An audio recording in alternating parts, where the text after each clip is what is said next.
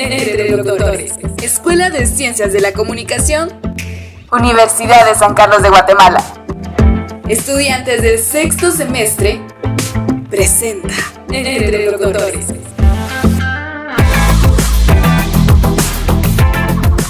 En esta oportunidad tendremos el gusto, el honor y el placer de presentar a don Carlos de Triana. Este material estamos documentándolo para la Escuela de Ciencias de la Comunicación, específicamente el sexto semestre de locución profesional del año 2023. Así que damos inicio a esta entrevista de semblanza. Es un gusto poder estar compartiendo con usted hoy. Y nuestra primera pregunta, como curiosidad, tenemos la inquietud de saber cómo y por qué Raúl Antonio Rodríguez Martínez se convierte en Carlos de Triana. Y yo pienso que a mí la suerte siempre me ha sonreído, porque imagínense, no todo el mundo tiene dos nombres. Lo importante aquí es lo que hace uno y lo que hace el otro. El primero, o sea, Raúl Antonio es el nombre de pila, fue como me bautizaron mis padres y que utilicé con toda la continuidad del mundo, desde 0 años, o 0 meses o 0 días de vida, hasta, ¿qué le dije yo? Hasta los 23 años. De los 23 años en adelante, Raúl Rodríguez se convierte, digámoslo así, en Carlos de Triana por una situación que se dio en la primera emisora de radio donde trabajé, donde la costumbre era ponerle un seudónimo a cada personaje de la radio.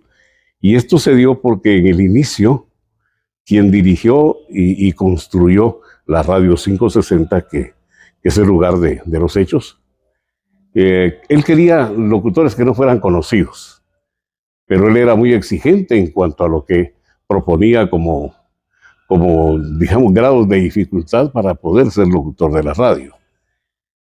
Resultó que de esa manera no conseguía locutores, porque eran generalmente gente que estaba empezando a formarse y por lo mismo no tenían la experiencia ni la capacidad para contestar y satisfacer las exigencias del director. Entonces se le ocurrió simple y sencillamente: mire, usted se va a llamar fulano de tal, sutano así, allá. Después se varió un poco. Se escribían nombres en papelitos. Se doblaban ahí y uno llegaba y tomaba el suyo. Y ese sería su nombre de batalla, el nombre artístico, y quizás por un tiempo o quizás por el resto de sus días. En mi caso, así llegué yo a la radio. Cuando me aprobaron como locutor para la estación, me dijeron: aquí está tu nombre, pero escoge uno de estos 5 papelitos. Y lo tomé, lo abrí y sorpresa, descendiente del descubridor de América, de quien vio primero tierras americanas. Pues hombre, Carlos de Triana surge así.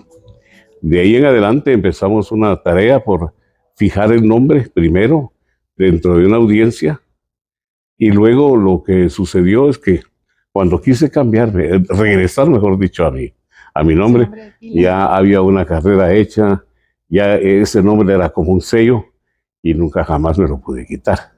Así que en la carrera, en el trabajo, seguí diciendo Carlos de Triana, pero en la intimidad de mi hogar y en la intimidad del círculo de amigos más allegados, seguí diciendo Raúl Antonio. Muchas gracias. Muy interesante lo que nos comenta. La pregunta aquí es, ¿cómo descubrió su talento como locutor? Pues mire, yo no lo descubrí, honestamente. Tengo que decir que yo llegué a esta carrera pues por diferentes circunstancias. En primer lugar, era un estudiante. De estudiante me convertí, que le dijera yo, en alguien que promovía en los jóvenes de mi edad pensamientos y actitudes que fueran o que fueran de acuerdo con las necesidades que nosotros creíamos en ese entonces tenía nuestro país, nuestra comunidad. Había muchos problemas de orden, de justicia social, sobre todo, y nosotros éramos dirigentes con mucha efusividad, ¿qué le dijera yo? Con grandes aspiraciones y sueños por un país mejor. Pues me dediqué un buen tiempo, además del estudio, a ello, y me costó pues el exilio. Tuve también la suerte de irme al exilio protegido. Le digo protegido porque el entonces ministro de Gobernación, que había sido alumno de mi padre, me llamó particularmente y me dijo, mira, es bueno que te vayas del país. Hay órdenes muy específicas contra cierto grupo de dirigentes. Aquí tenés un salvoconducto. Busca hoy mismo la frontera más cercana y vete, porque no sabemos las consecuencias si te tardás. Pues busqué la frontera más cercana y me fui hacia El Salvador, que era lo más inmediato. Además tenía familia. Y luego, cuando todo pasó y que aceptaron que volviera, porque tuve que hacer una solicitud al entonces gobernante, el general Lidio Fuentes, y aceptaron que volviera, que realmente no es que aceptaran, sino que se comprometieran a que no habría peligro para mi vida. Entonces regresé. Y cuando regresé, me encontré con que el trabajo, la situación económica de mi casa también era difícil. Y empecé pues ya no a darle curso a mi carrera como estudiante, sino que a tratar de ver de qué manera ayudaba económicamente a mi casa. Y así fue como empecé en una carrera que, si bien había logrado el título, tampoco tenía la experiencia, porque nunca la había practicado. Es decir, empecé a trabajar como maestro, luego como laboratorista, y un día me vi en la necesidad de buscar trabajo porque ya no tenía, se rompió la relación laboral con la empresa con la que trabajaba. Y pues me dijeron, mira, creo que tenés una tonalidad de voz que podrías utilizar en el medio, en la radio. Me lo dijo alguien que pertenecía a una emisora que se llama 560. Y de esa manera fue que entré a la radio por una circunstancia que no tenía nada que ver con que le dijera yo, con mi anhelo o mi ideal de profesional que quería ser, profesional de la medicina, pero no pude. La situación fue muy difícil y entonces no fue que descubriera, sino que alguien vino y me dijo, mira, creo que tenés posibilidades. Me dieron un mes para ponerme al día. Imagínense cómo alcanzar un lugar dentro de gente que ya era profesional, alcanza muy difícil. Pero me encontré con un grupo de personas nada egoístas, muy abiertas, me apoyaron, me guiaron, y no a los 30 días, sino a los 20 días, vamos con una prueba al aire. Pues vamos con una prueba al aire. Y luego, pues el gerente de la empresa me llamó, platicó conmigo, y le tuve que aclarar que nunca había estado, porque mis compañeros le decían, no, si él ya viene de tal radio y tal otra. No era cierto. Lo aclaré, le dio risa y me dijo, sube, que te den tu lugar y tu horario. Así fue como empecé. Así que una carrera en la que yo dije, voy a estar en esto un tiempecito, porque mientras pase el agua y la tormenta y las situaciones que estoy viviendo, y el agua, la tormenta han durado 57 años hasta la fecha. O sea que me gustó. Yo creo que uno tiene pensado, tiene idealizado alguna situación en especial, pero que tal vez no venimos para ello. Y tal vez el destino se encarga de ponerle a uno en el lugar que realmente es. Me encanta la carrera, vivo feliz de ser lo que soy y creo que he tenido buenos logros para mi familia y para mí en lo personal. Claro. Nuestra siguiente pregunta es, ¿cuál ha sido su trayectoria en las diferentes emisoras radiales, verdad? Ya habló un poquito de cómo se dio inicio en Radio 560, cómo se le abrieron las puertas al mundo de la comunicación, pero sabemos que tiene una gran trayectoria, ha tenido una gran experiencia y ha venido, pues a lo largo de todos estos años, incursionando incluso, ¿verdad?, en ciertas emisoras radiales. Sí. Le cuento que empecé, perdón, estoy algo con problemas de tiempo que no me favorece. Pero le digo, yo empecé en 560 y realmente lo que hice fue un noviciado en la radio.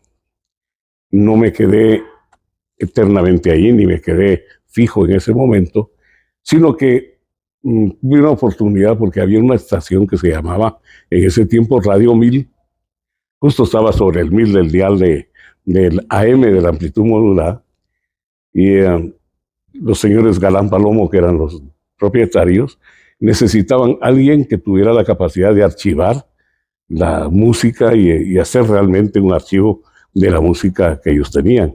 Tenían una música muy rica, muy variada, era una emisora con una buena proyección. Lamentablemente estaban pasando por una situación de falta de un personal adecuado. Tenían algunos locutores también muy buenos y me dijeron, bueno, pues si usted quiere locutar y quiere además ayudarnos a enderezar todo este archivo que tenemos de manera, que digamos, desorganizada, pues como no había manera de quedarme fijo donde estaba, que me gustaba mucho, me fui a probar a ver si podía. Realmente creo que me hizo bien, porque empecé a trabajar como locutor con otro grupo de muchachos que tenían otras ideas y otras formas, y eso creo que enriqueció pues, mi manera de actuar, y además pude encontrar la fórmula para que los muchachos pudieran manejar una discoteca de una manera adecuada, gracias a lo que había aprendido en 560. Así que ese paso no fue muy largo, fue un tiempo corto, pero siento que fue un tiempo que me hizo madurar y alcanzar otros niveles. Aparte de 560, aparte de Radio 1000, pues ya vinieron otras posibilidades. Siempre me ha tocado, como quien dice, experimentar un poco conmigo mismo. Fui a trabajar a una emisora que tenía realmente otras opciones, era algo distinto, totalmente distinto. Fui a trabajar en una radio católica. Estuve en Radio Horizontes, así se llamaba, y el mensaje era otro. No era digamos, un poquito intrascendente de la música, sino que había una temática totalmente distinta que me permitía también acrecentar espiritualmente la forma del pensamiento y del actuar. Volví a 560, y cuando volví a 560 hubo la oportunidad de trabajar un poco para Canal 3 de televisión, y empezaron a ver quién de los muchachos de la radio, muchachos en ese entonces, podía ser el adecuado para la televisión, para cubrir una plaza que estaba libre. Empezaron a rotarlos a todos, haciendo trabajos de promoción para la televisión. Y mi sorpresa fue el día que me dijeron, venga, ya no va a estar en 560, va a estar en Canal 3. Me dio miedo. Otra vez otro campo que no manejaba, ¿no? Y hay muchas situaciones que hacen muy distinto el trabajo del canal, de un canal de televisión con una radio. Y le dije, mire, yo estoy muy contento en la radio. O pasa al canal, o se va. Entonces digo, por las buenas me quedo. Entonces me quedé en la televisión como un locutor off, un locutor de cabina. No pensaba yo que pudiera llegar a ser un presentador de televisión. Sin embargo, no pasó mucho tiempo sin que las necesidades de la misma empresa y mi necesidad de estar activo me abrieran las puertas de un estudio de televisión, y empezamos a trabajar con un programa que se llamó Alta Tensión. ¿Por qué fue que pude encajar con Alta Tensión? Porque traía todavía los aires del disc jockey de las 560, y además ya estaba joven y había que trabajar entre jóvenes. Además, mi apariencia era de joven.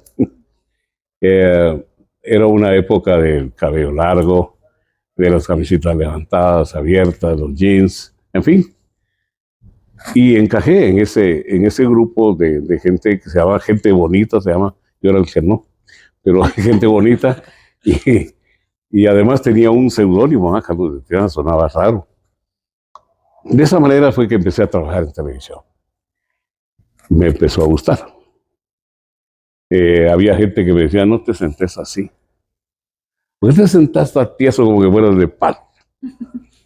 Date un poquito para atrás, relájate, conversar. Los párpados se movían como que eran semáforos. Anda al espejo, hablarle al espejo, fíjate bien en tus propios ojos, observar. Y le van quitando a uno todo esa, ¿qué le dijera yo? Ese sobrante, algo que no es útil, pero también a prepararse. La radio exige el 200% de convencimiento de lo que se hace, porque no tiene otra forma más que la voz. La televisión une voz, pero también la expresión gestual. Y un gesto puede echar por tierra la buena intención de una voz con un determinado mensaje. Es ahí donde empiezan los asegúnes. ¿Será que vas a poder tener una sonrisa que no sea petulante? Porque los mismos nervios no le hacen a uno ser natural.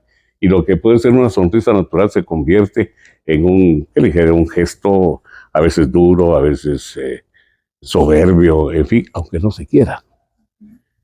Empezó un nuevo adiestramiento para mí. Luego eso de la televisión se fue combinando otra vez con la radio. Pude llegar a trabajar a una emisora como TGW. Una emisora que hoy en día muchos quizás no escuchan, quizás hasta ignoran que todavía hay una TGW, pero que cuando llegan a TGW se dan cuenta de que es una emisora de otro tipo totalmente. En el momento que yo llegué a TGW, había un trabajo muy fuerte para los locutores. Había que servir como maestro de ceremonias, pero un maestro de ceremonias no de una empresa o de una institución de otra índole, sino un maestro de ceremonias con muchas responsabilidades, porque era un maestro de ceremonias que servía al Estado y al gobierno. ¿Y por qué señalo Estado y gobierno? Porque TGW realmente es la emisora del Estado, no del gobierno de turno. La preparación que se exige en TGW es muy grande. Hay que saber de todo un poco, porque le pueden enviar a inaugurar un chorro de agua potable en un cantón de alguna región de nuestro país, o le pueden enviar al Congreso de la República a transmitir una ceremonia especial, las asambleas, las sesiones solemnes, y luego puede estar también al lado del presidente en alguna función como ceremoniales, como condecoraciones. En fin, es una situación totalmente distinta. Hay que estar al día en lo que es la obra gubernativa, para poder servir como vehículo de promoción de todo aquello que exige la normativa de TGW. Y esto le va dando una solidez y una madurez también grande a quien lo practica. Cuando dejo TGW o sigo en TGW, pero también trabajo para la televisión, esa combinación fue para mí algo muy bueno, porque empecé a subir peldaños en la posibilidad de conductor de la manera más rápida. Así que esa es parte de la conjugación entre trabajar radio y trabajar televisión. La radio me exigía mucha responsabilidad, la televisión me exigía ser festivo, comunicador, platicador, no un locutor que exhibe toda la potencia de su voz, sino el conversador que se vuelve amigo de quien está en la sala. Porque es feo que con una impostación muy fuerte llegue a darle un mensaje o a querer conversar con alguien que no habla así, ¿verdad? Entonces, poder alternar de alguna manera, encontrar la fórmula de ser un amigo de quien te está viendo. Eso fue lo que fue para mí la base de la carrera en sí. Poco a poco se fueron abriendo otro tipo de puertas, otro tipo de programas, otro tipo de responsabilidades, y también se abrió la posibilidad de ir a trabajar fuera del país. Nunca quise aceptar la invitación de Chicago para trabajar en Chicago. Tuve la oportunidad de trabajar en Los Ángeles tampoco. Luego vino no la posibilidad, sino la realidad de ir a conducir un programa de televisión a España. Europa es otra cosa. Y España estaba en una transición en la que salían de la dictadura del general Franco y regresaban a un gobierno un poco más tranquilo, más suave, de vuelta a la monarquía. Franco devolvió entonces el trono, se puede decir, pues al nuevo rey de España, y la familia Borbón vuelve otra vez. Sucede entonces que el rey Juan Carlos viene a América en un gesto de, ¿qué le dijera yo?, de amistad, de tratar de restablecer los lazos que no se debieron romper, aunque no había un rompimiento real, pero sí había un alejamiento entre España y América. España siempre ha tenido una responsabilidad con América porque la conquistó, la utilizó, de alguna manera disfrutó de las bondades de América, y después de la colonia viene la independencia, y cada país va formando su propio yo. Muchos hablan acerca de lo que realmente somos independientes, y todos dicen que no, o la mayoría dice que no, sobre todo de donde ustedes vienen a platicar.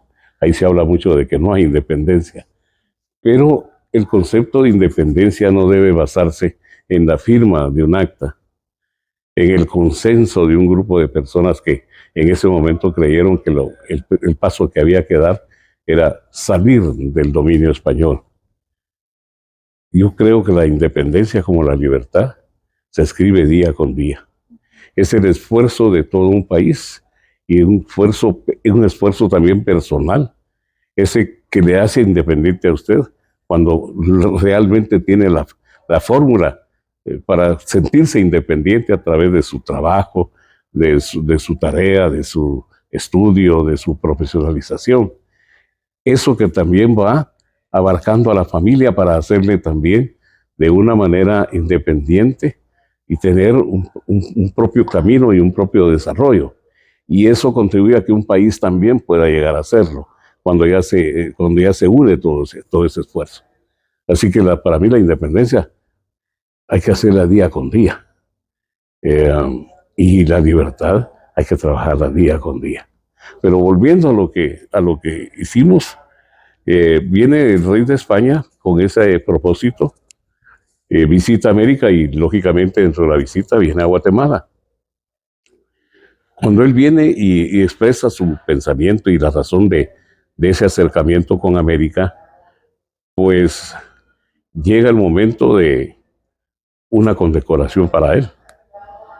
Y el gobernante entonces lleva a cabo una cena en el salón de recepciones, y allá en el salón de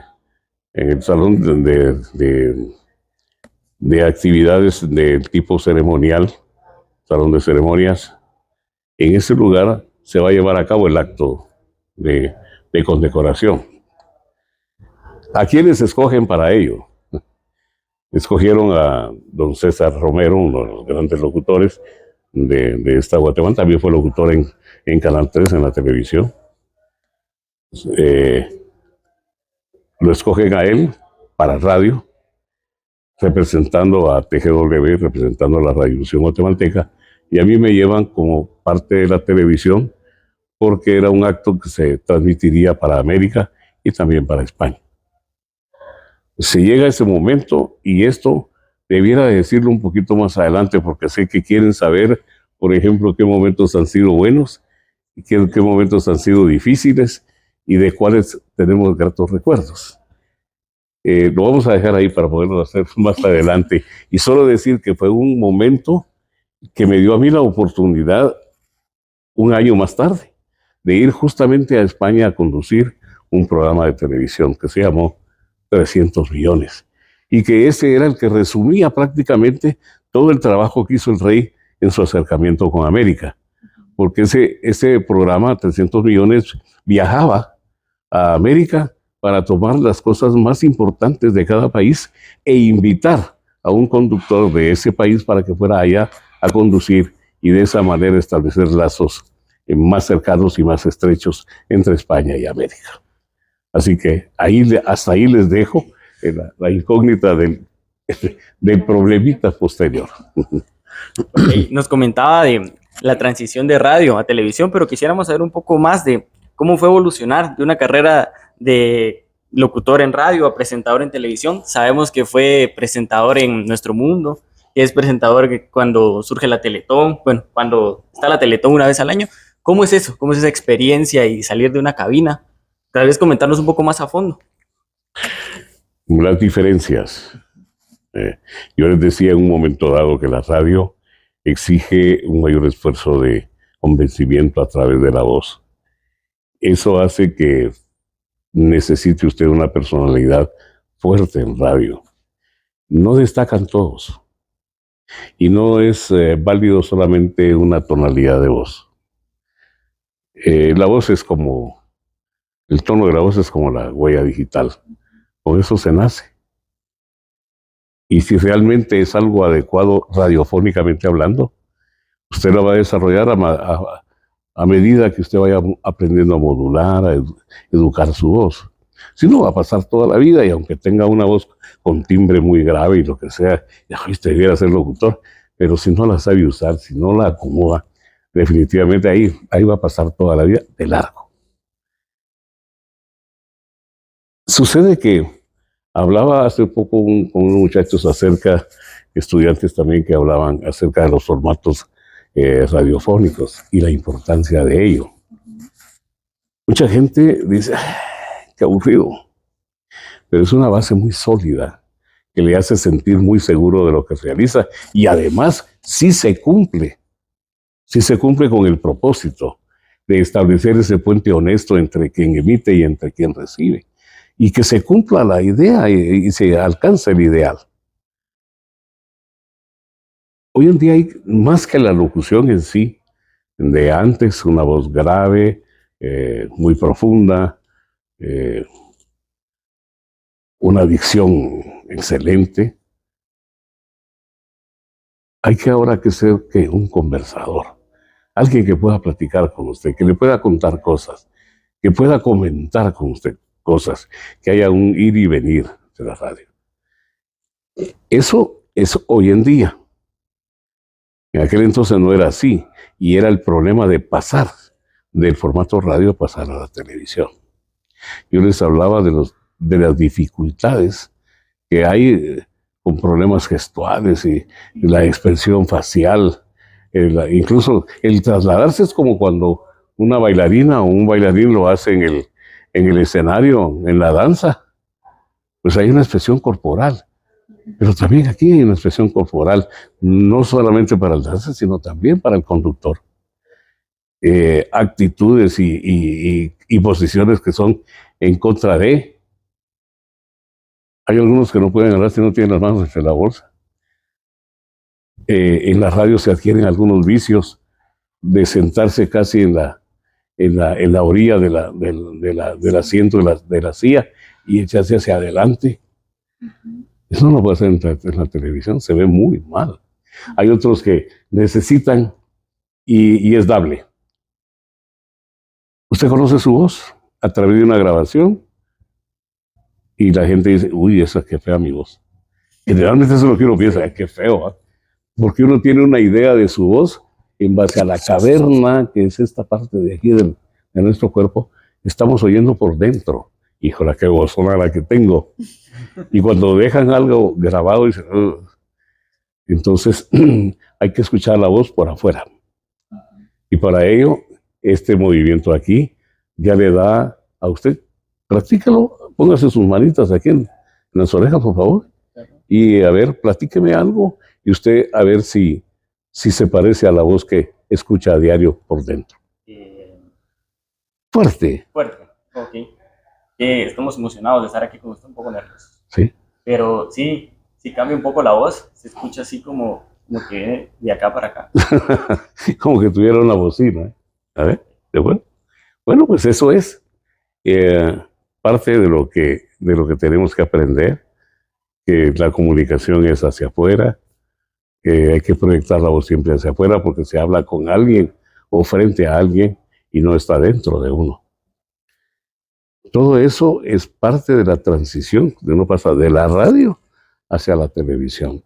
obtener todo ese buen resultado que usted adquiere o ponerse las manos aquí, en fin, con algunas actitudes que no son las correctas, tiene que llegar a hacerlas a la televisión sin ello y con posturas correctas, porque hay que cuidar la imagen. Dice que la televisión es para gente bonita. Y no es que sea absolutamente bonita, sino que tenga una cierta, ¿qué le dijera yo? Una cierta atracción, que sea agradable la persona, ¿no? Le llaman ángel, ¿no? Que tenga ese ángel, aunque no sea bonito. Todo eso es parte de lo básico para poder establecer un trabajo en la televisión acorde a las necesidades que puedan ser inherentes a la actividad que se realiza.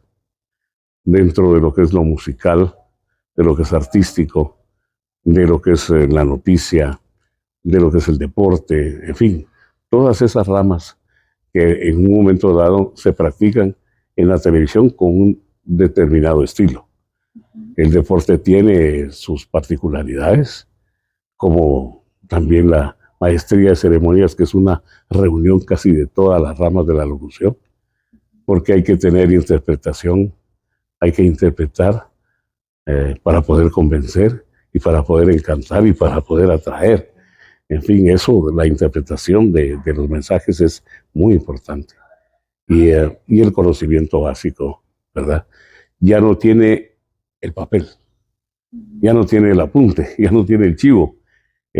Cierto, hay un prompter, pero hay un prompter que se puede utilizar con mucha comodidad para las noticias.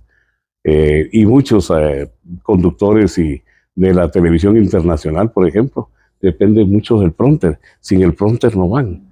Cuando hicimos Teletón aquí, empezamos a hacer Teletón, vino Lucy Pereda, vino Chachita, que fue una de las actrices mexicanas, y todas preguntaban, ¿y dónde está el prompter para poder, cuál es mi apoyo de lo que tengo que decir? Y le decíamos, no, eso nace aquí en el corazón, y usted le da forma.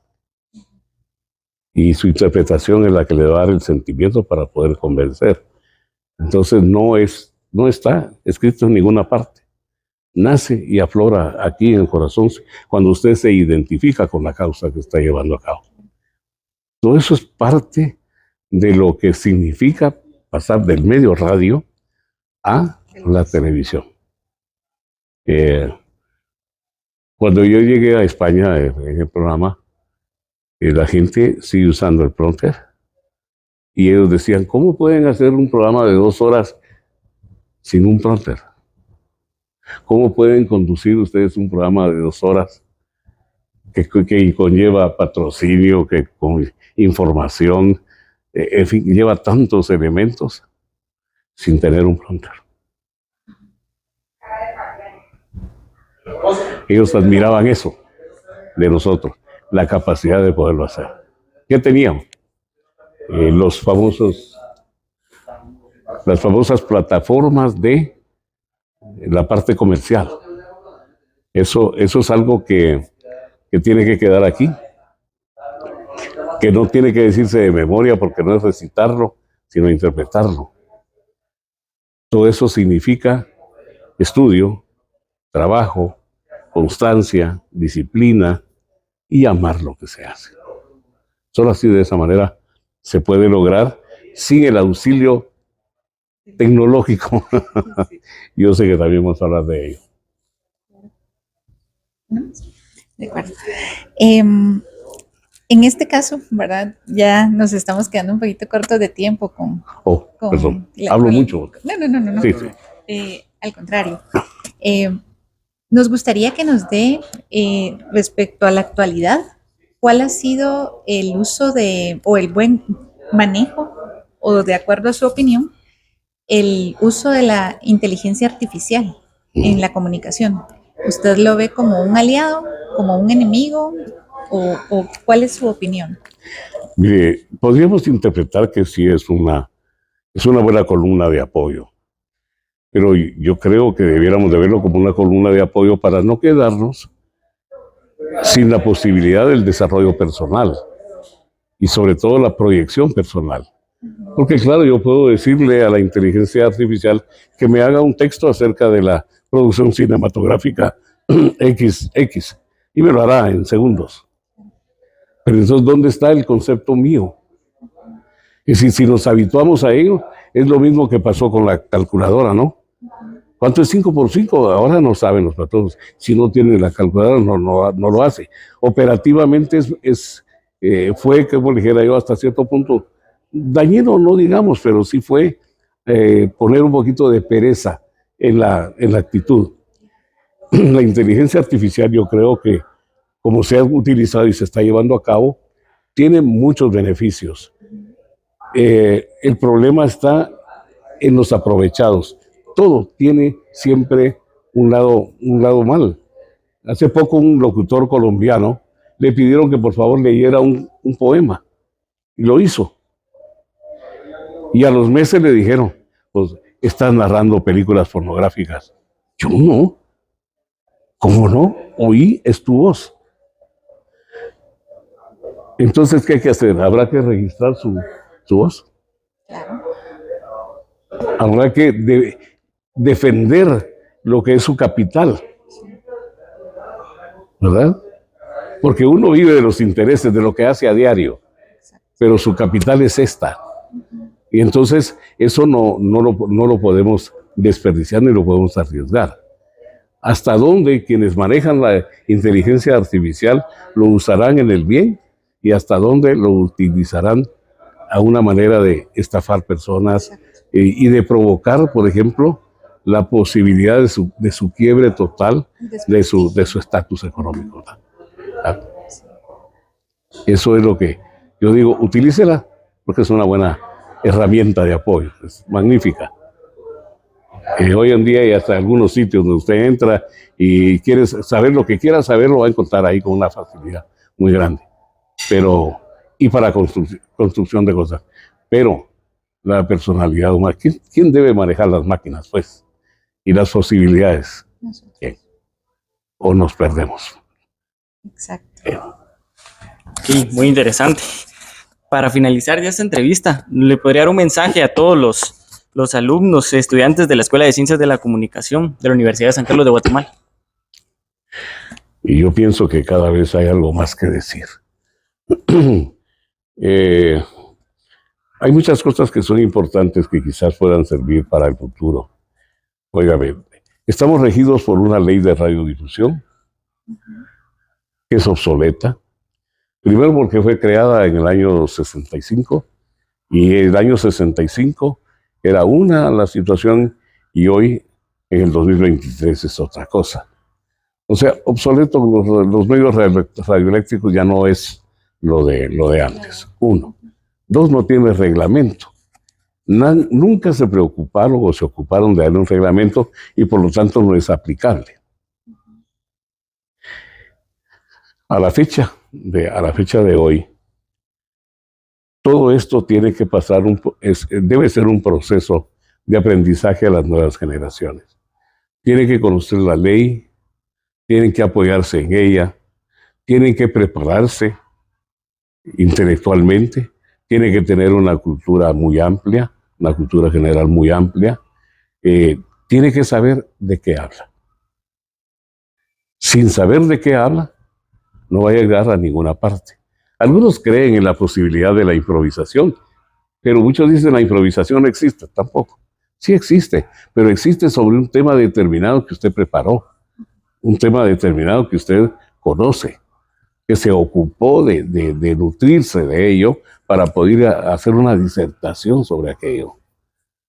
Porque llegar ante un micrófono y hay un momento en que la mente se queda en blanco y usted no puede ir más allá. ¿Qué es entonces? Sencillez, humildad, humanidad y conocimiento adquirido para poder saber de qué se habla. De lo contrario, el mensaje no sirve, el mensaje no conecta, no obtiene usted una respuesta positiva de todo aquello que se pueda llevar a cabo como conductor en la rama que sea. No importa, tiene que tener un conocimiento. No hay una sola rama de la locución y de la comunicación que exija más que otra. todas exigen lo mismo, conocimiento, saber de qué se habla. Entonces, muchachos, ustedes tienen todavía algo más. Hay que establecer un puente de comunicación honesto entre quien escucha y entre quien emite una opinión. Hay que dejar la posibilidad de intercambiar las opiniones para que haya una vía de comunicación doble, porque hay que conocer la opinión de los demás. Y sobre todo, hay que decir la verdad, cueste lo que cueste. Voy a tener en mi programa el próximo lunes justamente un segmento que está dedicado a la verdad. ¿Por qué nos es tan difícil decir la verdad? Mentiritas blancas, mentiras, ¿no? Entonces, hay que decir siempre la verdad, hay que ser humilde, hay que ser sencillo y hay que estar preparado para el tema que sea. A nosotros nos tocó así. Guatemala no tiene muchos especialistas. Somos sabelotodo, o queremos serlo. Nos tocó pasar todo ese trance. Hablar sobre el EPS de arquitectura, y soy yo estudiante de arquitectura. Hay que entrevistar a los decanos. Hay que hablar de que le dijera la unidad cambiaria, y soy yo banquero, o soy economista, o soy financiero. No, pero me tocó hacerlo. Entonces, si se tiene esa gama tan grande, que aplausos, y muy bien, ¿verdad? Es importante que hayan especialistas, pero mientras ese momento llega, hay que prepararse a conciencia y no engañar nunca jamás a un auditorio, porque su credibilidad viene a menos y hasta puede autodestruirse. Agradecemos su tiempo, don Carlos, la experiencia, esta pequeña semblanza que ha compartido con nosotros en la intimidad, ¿verdad? De todo lo que ha sido su carrera a lo largo de la experiencia en el campo de la comunicación. Y ha sido un gusto compartir con usted esta mañana el espacio. Muchas gracias. Siempre procuremos influir positivamente en los cambios de conducta de nuestra sociedad y de nuestros prójimos, ¿verdad? Seamos nosotros también parte de ese deseo y de ese anhelo. Un gusto, un placer estar aquí con usted y gracias por su tiempo. A ustedes, gracias.